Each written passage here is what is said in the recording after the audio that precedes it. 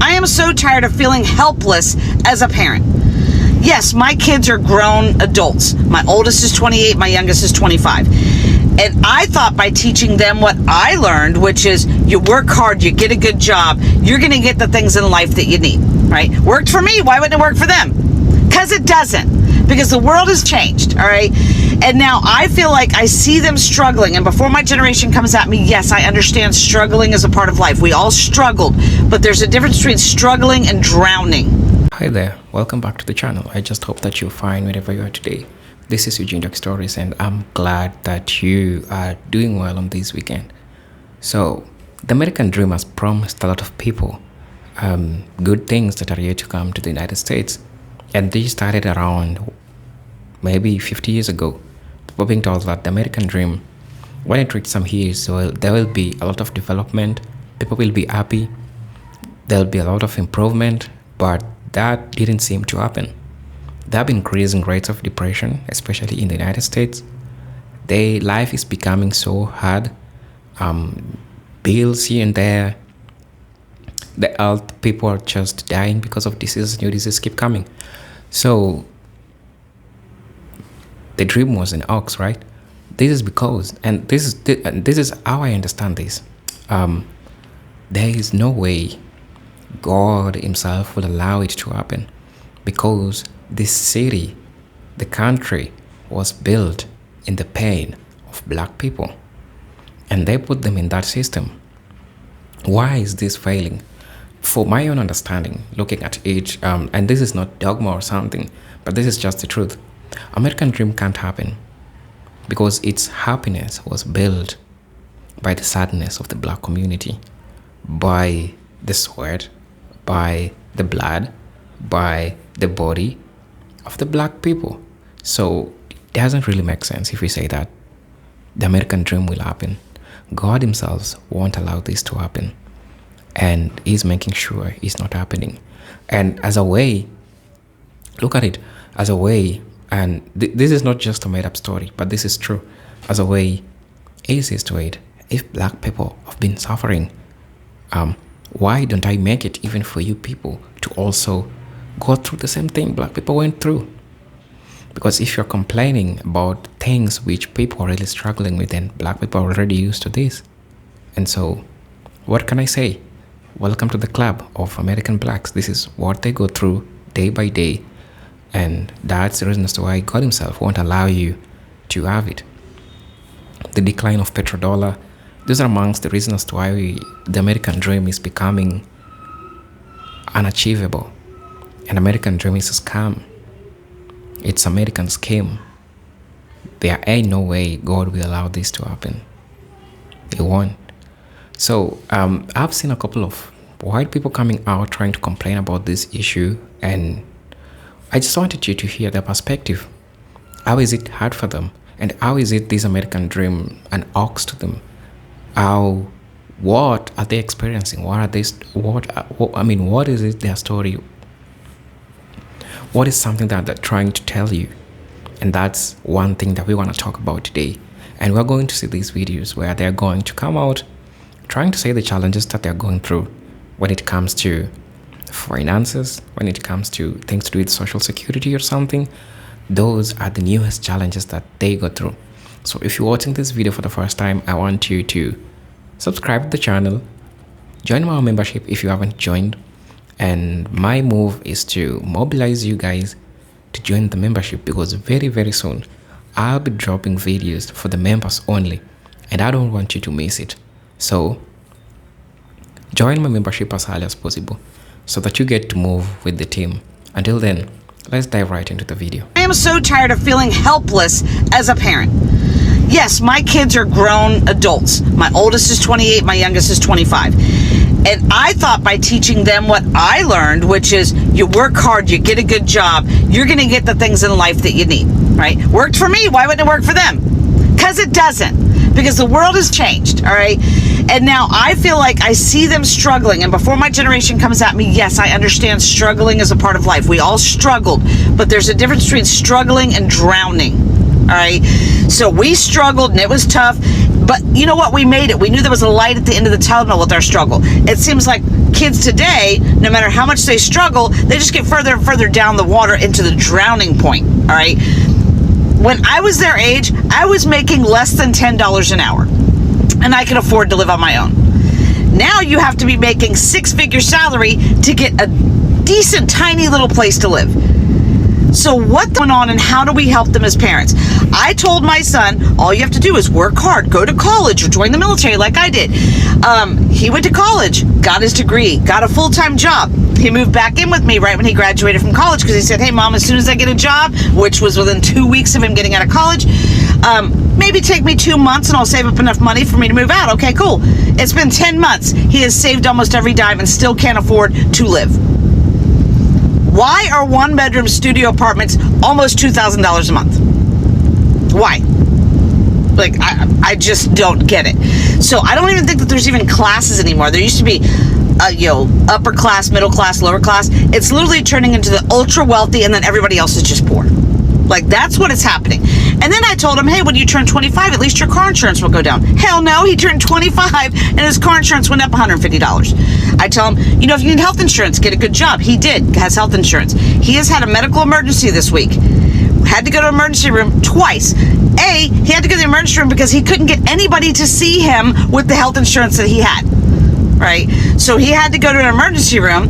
Now he's out money for that too. It seems like you can never get ahead. And then my daughter, I told her all you have to do because she wanted to buy her own house. My daughter worked 6 days a week, 12 hours a day to save up enough for this down payment. Finally got this house. She's paying double what I'm paying for my mortgage, but her loan was the same amount. And then her mortgage company, after she's already moved in, said, oh, by the way, we forgot to tell you that you need this type of coverage, which we forgot in the beginning. That's an extra $200 you've been paying a month. And all they see when they come home is they watch social media, kids their age on lavish vacations with all this money and nothing to do, all these social media influencers, because we value those types of things over hard workers. We will pay them $10,000, but you work 40 hours a week, you can't afford it. Sorry, but the American dream never existed. Like, what? Your dream is to work until you are 65 and decrepit and not be able to make ends meet the entire time? Like, I'm sorry, but that just does not sound remotely appealing to me. It's not even about the dream anymore. Like, people are literally just trying to afford living in America. And here's the thing. If you are working for America, you will never be able to live your dream life in America. Like, and I know that most of you are probably already scrolled by now because you don't think it's possible to live in America without working for America. I was a server at the beginning of 2023. I quit my serving job. I started affiliate and digital marketing in April of 2023 and have now made almost $300,000 working online, and none of that came from my serving job. So if you are genuinely interested in working for yourself, starting an online business, check out the roadmap. It's at the top of my page. It literally shows you everything that you need to know to make money online, to start digital marketing. But I promise your dreams are so much more achievable than you think they are, but you're probably not going to reach very many of them by living that American dream life. The American dream our parents knew is absolutely dead. That study showed that in 2023, private equity firms purchased 44% of single-family homes in America. That picture-perfect American dream that every boomer had for themselves in the 1980s is absolutely dead, and it's not coming back. The nature of the American dream has changed and pivoted since the founding of this country. It has not always looked like the corporate job with 2 SUVs and retirement. The new American dream is going to be buying farmland with a loan, with 0% down programs in many cases, and starting your own commune from the ground up. I just did this. I just got a loan with Farm Credit East to buy almost 7 acres of zoned agricultural land in upstate New York this summer that I'm currently having a barn built on. I had no idea that these people existed. I had no idea it was a nationwide network, a bank that essentially finances anything to do with agriculture, and they never once asked for a business plan from me. And they have so many different programs under their brand. And in case you can't put 20% down on a loan, there's the good old USDA website that does have 0% down programs for low-income, minority, and veteran applicants. And they also have grants. And I only know all of this because I had to research all of it only 6 months ago to get my own land. By using a loan, it was able to free up my capital to now put a structure on it that I could live in if I want to, but more importantly, I can work out of to make money and grow my own food that I can use in my own closed loop on my land I just purchased. The new American dream is going to look like leaving the city so that you can actually own something. You don't have to rent your apartment for the rest of your life. It's going to look like getting a loan for zoned agricultural land, of which there is plenty in this country if you go on Zillow. And I'm happy to do a video about how I find agricultural land. It's not hard. It's getting a loan, pooling funds with friends and family to start setting up the compound that you're going to live on, you're going to work on, that's going to grow all of your food. Essentially, it's going back to the 1800s, but with our modern technology today. Throw solar if you want on it. You can go off grid. Use Starlink to get Wi-Fi out in the middle of nowhere. These are all options, and I think they are going to become the norm in the coming years, which is why with the current system crumbling, it seems so terrifying. So if you're a millennial, please do not give up ownership of real estate in your lifetime. Instead of looking at these single family homes, maybe it's time to look at the zoned agricultural land sitting all around our country. So we can all probably easily agree on the fact that the American dream as it was sold to us is dead. And the reason why I say that is my idea of the American dream is to be able to afford things on an average salary with one income in the household and be able to save money while you're paying for everything else, to be able to retire at an age that's reasonable so you can enjoy the rest of your life without having to work 40 hours a week when you're over 60 years old. I think that's ridiculous. Now, what we're seeing is there's dual income houses, right? Most houses now have both spouses working, and the retirement age just keeps going up, and savings aren't going up. The amount of money that people are saving is not increasing. The amount that you have to spend to live has increased so much. In 1980, you could buy a house for $50,000. Now the average home price is over $400,000. And that is insane to me because the wages have not increased with the cost increase. So the American dream now is you work, your partner works, and you retire over the age of 70. Great dream. So I'm going to say something that's really going to piss people off, but it is the truth. And the truth is that the American dream, as it's been sold, is a lie. So let me tell you why it's a lie. This dream tells you that if you come to America, you can make all this money and you can be a rich, famous, successful person and have this amazing lifestyle. But the reality of it is that the American dream, as it pertains to the middle class, is kind of a nightmare, and I'll tell you why. So if you compare the cost of living for the average American middle class citizen to somebody who lives in, say, like a European Nordic country, where they have Nordic countries have democratic socialism, but they still have like a high degree of private ownership, so it does retain its capitalist infrastructure. But if you compare it to like ultra-capitalist America, where everything, you have to pay for everything. So just like really obvious examples, healthcare. Healthcare is really expensive in America. Even if you have healthcare, you still have to, your copay still costs money. Private schools are expensive because public schools are not good in America, which is abysmal because public schools should be good everywhere, but you have to spend the money for your kids to have a decent education. Undergrad, post-grad, all of this stuff costs racks up to the hundreds and thousands of dollars, where these things are either completely free or heavily subsidized in other countries. So it seems to an outsider that you're making all of this money when in reality you're actually spending more just to exist. And that's why the American dream, as it pertains to the normal average middle class citizen, is a lie, because cost of living is so high in this country. Now, it's not a lie as it pertains to the elite, because it is true that you can come here and make millions and billions of dollars, which is unique to America. You can't really do that anywhere else. But that is just the horse and carrot theory, where people always chase after it because they think they can get it, but no one ever can. It's just the top 0.1%. But unfortunately for your average middle class citizens here, we have been bamboozled. Yes, but the reason why the system is crumbling now is because the dream, like you said, we were sold following the traditional path to success. It's not that it no longer exists, it's that it never existed. It was an illusion. The American dream is has always been so wrapped up in white supremacy. The traditional path to success was always supposed to be on the backs of other people, and that's just the thing we didn't talk about. Because if you follow the path of like growing up in a healthy household, graduating high school, going to college, getting a job, having a family and a house, and then retiring. Who is it that makes all those things possible? The American dream says it can be you and you pulling yourself up by your bootstraps. But in reality, it's the backs of all the people that are exploited, farming the land so you get your groceries. The people being underpaid in service jobs so you can have your normal life and healthy upbringing. The companies that are exploiting workers. It's always been all around us. The American dream no longer exists, especially when there are significant disparities between the U.S. and other countries. Mickey D's in the U.S. employee makes $9 an hour with no benefits. The Big Mac costs $5.81. The same Mickey D's employee in Denmark makes $22 an hour, 6 weeks vacation, 1 year paid maternity leave, 1 year. Where do you get that anywhere in the U.S.? That's unheard of. Maybe 3 months max. Life insurance, a pension plan, and the Big Mac only cost $4.82. The math ain't math and it ain't adding up. Feel like with this whole American dream, we've been hoodwinked. We have been bamboozled. We have been scammed into believing that it exists and it does not. Okay? The people, all you people from other countries who want to come here, don't do it. The dream is false. Okay? There's so many better places you can go to besides here.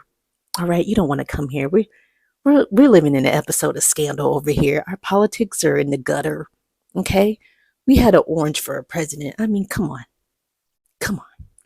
Don't do it. I'm trying to save you some time and some effort and some heartache. Say goodbye to the American dream, boys and girls, because homes have never been this overpriced or impossible to buy. In 1920, a new house would have cost $6,296, just $95,000 today. The average American's annual income that year was $3,269, roughly under $50K, meaning that back then, a house was only 2 years' annual salary. All the amenities that we have today were much cheaper back then, like broadband, internet, lighting, roofing, indoor plumbing, a concrete foundation. All of those things were dirt cheap. And back in 1920, 46% of all Americans owned a home. Compare that to today's figure of 66%. Hey, what?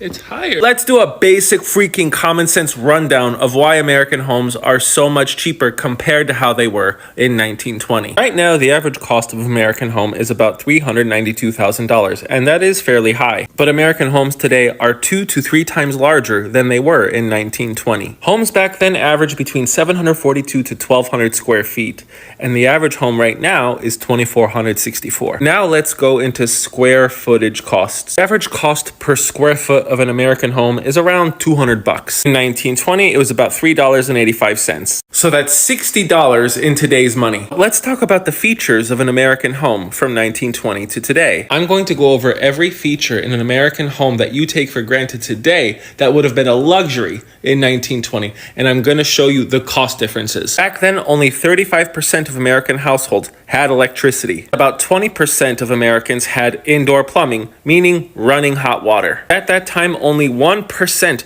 of all US homes had electricity and indoor plumbing. It also meant that 80% of American households did not have indoor flush toilets. What about basic HVAC systems like air conditioning and central heating? Less than 1% of American households had central heating and air conditioning. They just had coal or wood to heat themselves in the winter, and then they just had windows to cool themselves off back in the day. While the air conditioner was invented in 1902, back in 1920, it cost about $10,000 to install one, which means it was worth as much as an American home. Because most American homes back in the day did not have any kind of insulation and heating was always a big deal, the houses were much more closed off and compartmentalized instead of the modern day open floor plan, which most American households have. What about basic kitchen appliances that y'all take for granted, like the microwave, the dishwasher, the gas-powered stove or oven, or a kitchen sink? The microwave microwave didn't exist then until 1950. The remaining three were luxury items, meaning the average American couldn't afford them. Let's not forget the refrigerator, because having something electric run like this back then cost about $1,000, which is 10% of the value of the home. What about driveways and garages? Those just started appearing in the 1920s. Back then, there was no such thing as the internet. Closest thing we had was a telephone, and only 30% of Americans had that. What about concrete foundations, which make up the vast majority of American homes and keep them so sturdy? Well, what do you know? Less than 10% of American homes had concrete foundations back in 1920. What about having a roof over your head that didn't leak every day, which was a luxury back in 1920? They had minimal insulation and ventilation considerations, and generally were made of tar paper or felt. This is a cost breakdown of all the features in an American home today from the National Association of Home Builders, also called the NAHB. I calculated how much each luxury cost in 1920 as a price per square foot. Now, the microwave wasn't invented until the 1950s, but I'm going to say that's $1 per square foot, and I'm being generous. If you add up all of these amenities, you have $32.85 per square foot. And then there's the markup. You sell the house at a profit. Let's be conservative and say it's 10%. All right, that's $36.13. Add that to the average price per square foot of the house in 1920, which was $3.87, and you have $40 per square foot of American property in 1920. $40 in 1920 is $627.10 today. Multiply that number by the average amount of square feet in an American home, 2,464. You got $1,545,174.40 is how much it would have cost to build an American home with today's standards back in 1920. While home prices have elevated above the historical norm, we are living in the equivalent of a high luxury mansion compared to how people were living in 1920. Now remember, while the average American home in 1920 was a crap shack compared to what we have today, only 46% of Americans owned it. My name is the Geo Husar, and if you think we were living better in 1920 than we are today, shut up. You don't know anything. Read a book. Look at some stats and charts. Thanks for Today is 2024, the year 2024, right? The date is the 13th in Africa today. But you are told that if you work hard, you're going to get the money and your life will change. While that is true, but it is difficult today in the United States. You've just listened to a couple of complaints that these people have in regards to the life that they're going through today. Raising even a little money that they were raising in the past, it's so difficult. Paying for the rent is difficult. Paying for the clinic is difficult. Paying for the school fees is difficult. People can't even secure the social security that people usually got. Now listen, with me, I tried looking and I tried compiling some things. So with me, I tried to listen really to what they were saying. And I noted some things. We have income inequality. We have stagnant wages. We have high cost of education. We have housing crisis. We have healthcare expenses. We have job insecurity. We have systemic discrimination. And we have globalization and automation. And then we have the debt, environmental degradation amongst the factors that makes it so hard for American to achieve its American dream. Leaving its citizens so disillusioned, so hopeless about becoming things which are really coming. And I'm glad that Black people, they suited themselves earlier before and they get used to these things. And I'm grateful to see a lot of Black folks who left the United States trying to expand the investment, and some of them tried coming to Africa, tried investing in Africa. They changed things because they realized that there is still some opportunities for diasporans who wanna get to engage into business and different things that they can do. And some of them, I can say, majority of them who have tried business in Africa have become successful. A group of maybe few who haven't become successful gave the reason as to why it was so difficult to achieve the type of business that they are doing. Because Black people, majority of them, not majority, but few of Black people, some saw to it that really I need to get my investment outside the Babylon system. and they tried investing in Africa. They chose their particular country and chose different. Africa has different countries, right? And you know that. So if they chose different countries, some invested in business, and that's how they started running this. My appeal to fellow black people, if you have the opportunity, I know Africa has its own challenges when it comes to dealing with diasporans and all those things. But if you find a chance and you have enough resources to invest, I'll advise you to take your time, research on the business that you can do, and get your finances, get your resources outside the Babylon system before it really, really declines, because it starts with the dollar declining. When after the dollar declines, guess what? You know how it's all gonna go. So while I was watching the video, there's a couple of things that I tried to look into, and I'm gonna have this discussion with you. And I hope that we get to learn why the American dream is becoming so hard to achieve.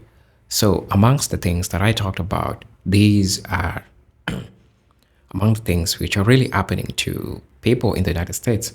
One, it is so hard to just have a good income, which creates there is a big income inequality between the poor people and the rich people. The gap between the rich and the poor has widened significantly. While the wealth have seen their income soar, middle and lower income families have struggled to keep up with rising costs of living, leading to diminished economic stability. There is really problems when it comes to income inequality. Also, we have the stagnant wages. For many workers, wages have not kept pace with inflation, meaning that even those who are employed full-time find it challenging to cover basic costs, basic expenses like housing, healthcare, education, which we are going to discuss in broad. Okay, you've seen a couple of people standing out there complaining how it is hard for them to pay for their bills, the same amount of money which they were being paid in the past. And this really shows you that with the increasing rate of inflation, the amount of money being paid haven't been increased. So there is a mismatch between the rising cost of inflation and the payment, and this reflects to high cost of living. Indeed, I'd also like to talk about high cost of education. The cost of higher education has skyrocketed, leading to many students to take on significant debt. This financial burden can hinder their ability to achieve economic stability and upward mobility. You know, in the past, when you talk about education, especially in the United States, black people never gotten so much opportunity, and due to financial inequalities, you realize that black people majority of black people couldn't secure a chance in education. But today, this is happening to like everyone, all of them. You know, whether you're black or white, you gotta deal with it. So if you don't have the money, you have to deal with it. And with this, it created something to black people. It kind of prepared them for the future, and they saw to it like they need to find diverse ways of making money. So after finding the diverse ways of making money, they could now start going to school. And now when this is happening to everyone, black people are already used to it. Now, even the white people are now complaining about this issue. I would like to talk about the high cost of education. No. I'll talk about the housing crisis. And this is a big topic for discussion when you talk about the housing crisis. The high cost of affordable housing is increasing scarce, especially in urban areas. Many people spend large portion of their income on rent or mortgages, leaving less for savings and other investment. You've seen people complaining about this. You know, in the past, we used to see immigrants when they're coming to the United States, they used to share rooms with people. Very soon, people will start sharing rooms in the States because of the high cost of living and everything which is really happening, and the power of currency when it declines, the inflation increases, people are not paid according to the increase of inflation, the house rent increases, which reflects to the high cost of living. And you understand when this happens. I would also like to talk about job insecurity, the rise of gig economy, and the decline of stable long-term employment opportunities mean that many work face job insecurity, making it difficult to plan for the future. Black people are used to this. That's what I'll say. The job insecurity, if you look at the population of people who secured job and white people, you could see the deficiency on the side of black people, right? They couldn't get these jobs. But today, what's really happening? It's also happening to the other group. I'll also talk about the globalization and automation. Many traditional manufacturing jobs have been outsourced or replaced by automation, leading to job losses and economic instability in certain regions and sectors. One of the things that has both negative sides and positive sides, talking about automations, the rise of artificial intelligence in the use of workforces, especially in the manufacturing companies, this has led to the downfall, and it has sent a lot of people home, right? Whether black or white, it has sent a lot of people home. However, if you know how to utilize the use of artificial intelligence in the line of your production, then you're way ahead. Incorporating artificial production in your work today are one of the biggest wins because it has both negative sides and the positive sides in it, right? So I would like to talk about debt.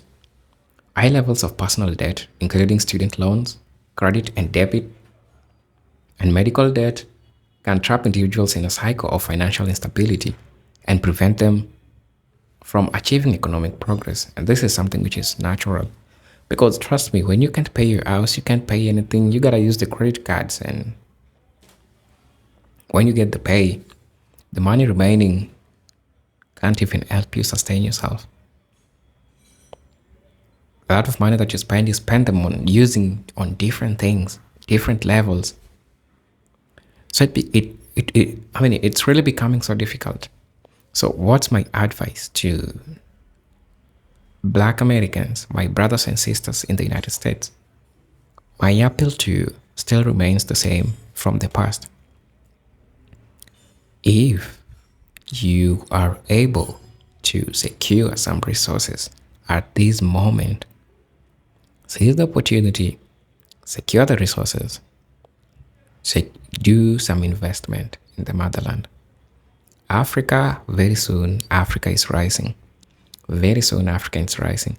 Once we are done with these puppet leaders, very soon, Africa will be rising. Africa will be the new face, and you don't want to be left, right? I hope you be people, among the people who will be experiencing the African dream come true. So this means that if you have the resources, you can move to Africa, try and invest. You don't have to stay in Africa, but at least you can be keeping contact with Africa. You know what you can do. You know what you can invest in. Look at what you're good at. You're good at business. You're good at farming. You're good at anything technology. See what you can really do and choose the countries wisely. Embrace the challenges and maximize on the benefits that you can rip off in Africa. Until then, this is your presenter, Eugene Stories. Peace, love, and harmony. Salute.